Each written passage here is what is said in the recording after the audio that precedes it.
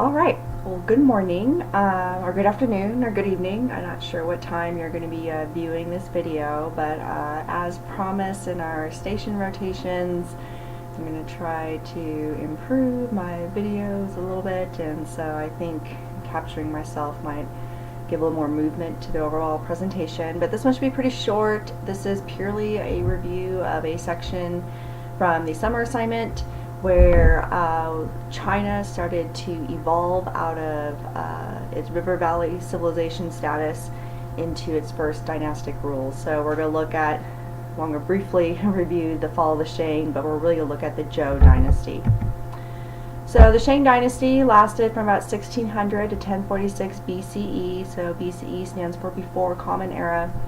And this is really the first documented rule in China. If you wanted to go back and look at the summer assignment, the entire PowerPoint, you could review that the Jia dynasty is suspected to have preceded the Shang, but historians are still not entirely sure if it's somewhat mystical, if it really existed. There's really no written record. So we're really picking up with the Shang.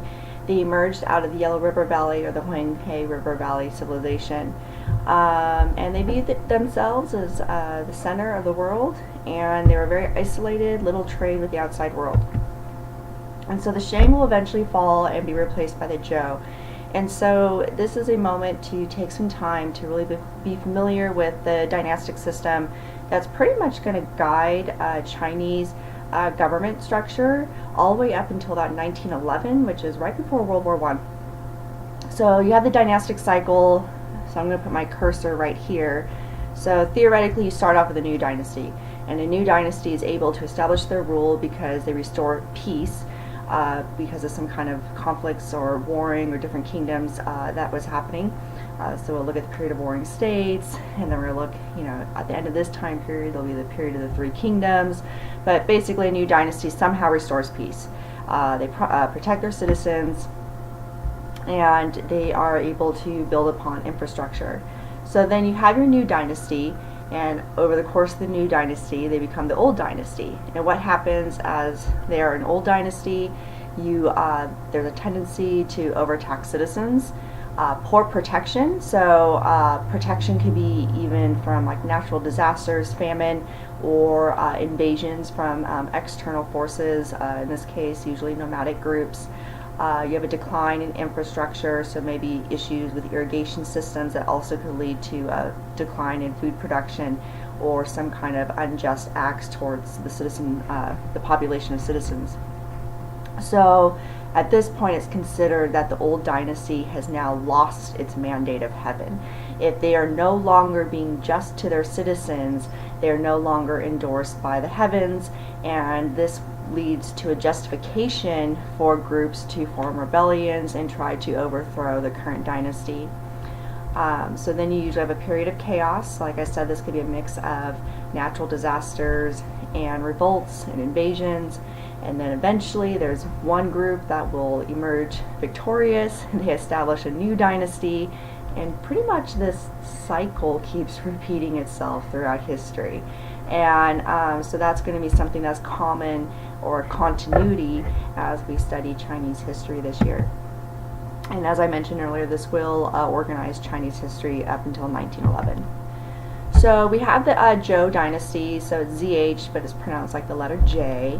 And Wu Wang is going to lead the rebellion against the Shang and displace the Shang dynasty. And under the Zhou dynasty, they're going to engage in territorial expansion. So they're going to move outside of the realm of the Yellow River Valley and make it as far south as the Yangtze River. And those are pretty much the two. There's many rivers in China, but those are two of the main or major river systems in China. During the Zhou dynasty, they're going to promote one standard spoken language, Mandarin, and they're going to ban some of the previous practices of the ancient period, such as human sacrifice. But it's really the Zhou dynasty that establishes this concept of the mandate of heaven, so we really need to be familiar with it. And it was used to justify dynastic rule based on the idea that heaven transferred power to the dynasties and legitimized the current dynasty. So this indicated approval of the gods. Heaven would also be displeased with a poor leader and would cause that dynasty's overthrow. Hence, as long as the dynasty acted as the guardians of the people, the dynasty had the right to rule. Some other things to know about the Zhou dynasty: they pretty much the Chinese established a system of feudalism. Most people are familiar with European feudalism, but we'll see here that existed in China, and we'll also see that it existed in Japan as well. And if you think back to that time, over vast territories and without modern transportation systems, communication was very hard and difficult. And so feudalism really made the most sense with what resources they had at hand. So the way that feudalism works is you govern using feudal kingdoms. So rulers, like a dynastic ruler, gave land to family members and other noble families and regional princes, basically to appease them. In exchange for that land, the owners of that land had to, in return, give tax and military troops in time of need. So they basically donated, or donate is not the right word, they provided those services or that money revenue to help establish the empire. So with the empire being so large, what this meant that is if I was the emperor, then I was trusting lords and nobles or my family members that I gifted this land to maintain peace and harmony within their land and remain loyal to me. And that was how feudalism essentially worked. Problems with that: well, obviously at some point landowners become wealthy and powerful. They have many citizens on their lands, the peasants, and if they become upset with decisions of the emperors, they oftentimes will start to create disturbances in the empire, such as organizing revolts or rebellions. So feudalism is very unstable because it completely relies on the loyalty of these rich landowners and aristocrats.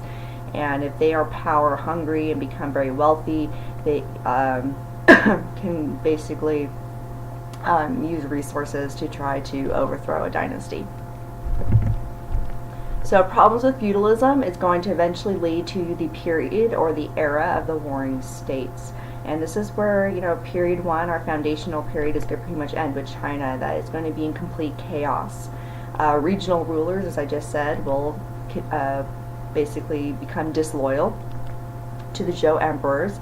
A lot of it comes down to taxation issues. And so during this time, it's going to, China's be riddled with warfare as competing families and, landed aristocrats fight one another.